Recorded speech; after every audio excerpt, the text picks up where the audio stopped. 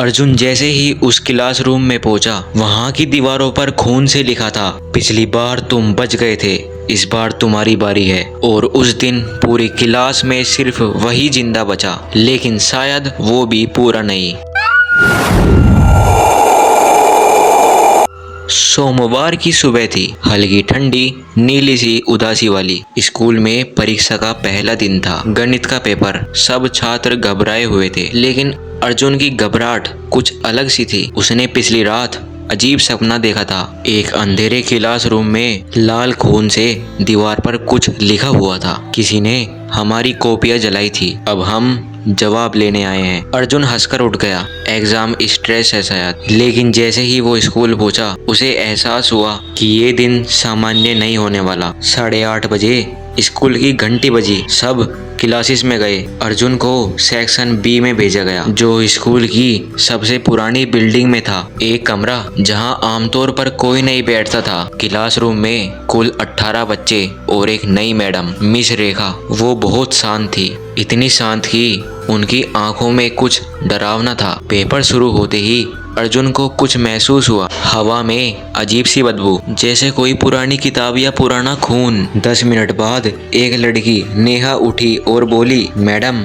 मेरा पेन नहीं चल रहा। मिस रेखा ने बिना कुछ बोले अपनी टेबल के दराज से एक पेन निकाला। वो पेन पूरी तरह खून से सनी हुई थी। नेहा ने हंसते हुए पेन लिया। रेड इंक है क्या? लेकिन जैसे ही उसने लिखना शुरू किया, उसकी आंखें पलटी और वो कुर्सी से गिर पड़ी। पूरा बदन अकड़ गया और मुंह से झाग निकलने लगा।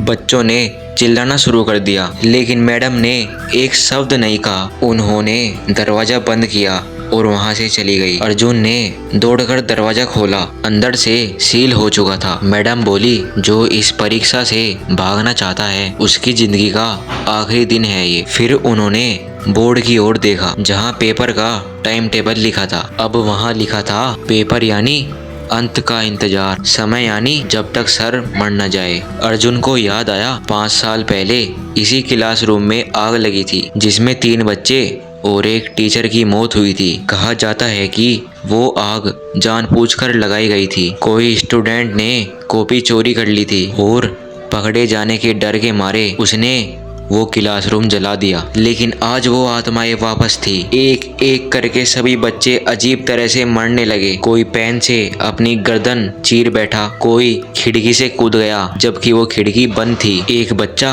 अपनी ही कॉपी खा गया और गला घुटने से मर गया। अब कक्षा में केवल 3 बच्चे बचे थे, अर्जुन, समीर और काव्य।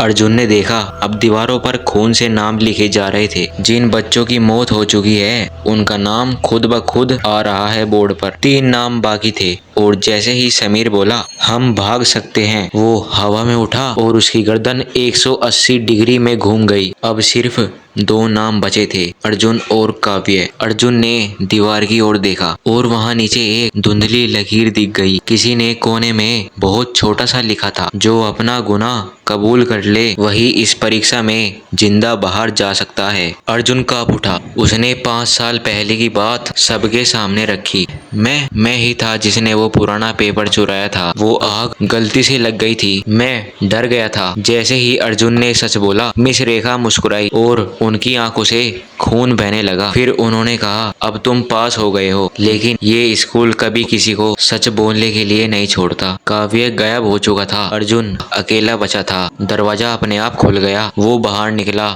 स्कूल के गेट तक पहुंचा, लेकिन जैसे ही उसने पीछे देखा, पूरा सेक्शन बी गायब था। वहां अब कोई बिल्डिंग नहीं थी। आज अर्जुन पागल खाने में है। हर बार जब कोई उससे पूछता है उस दिन क्या हुआ था, वो बस एक ही बात कहता है, पेपर अभी खत्म नहीं हुआ, मैडम आ रही है कॉपी जांचने। और उसकी हथेली पर आज भी वो पेन के खून के निशान दिखते हैं। अगर आप भी स्कूल एग्जाम को सिर्फ स्ट्रेस समझते हो, तो एक बार उस क्लासरूम में बैठकर देखो, जहां उत्तर के साथ एक लाश गिरती है। अगली वीडियो में फिर मिलेंगे मेरे दोस्तों। ऐसे ही डरावनी और दिल दहला देने वाली कहानी के लिए हमारे चैनल को सब्सक्राइब जरूर कर ले।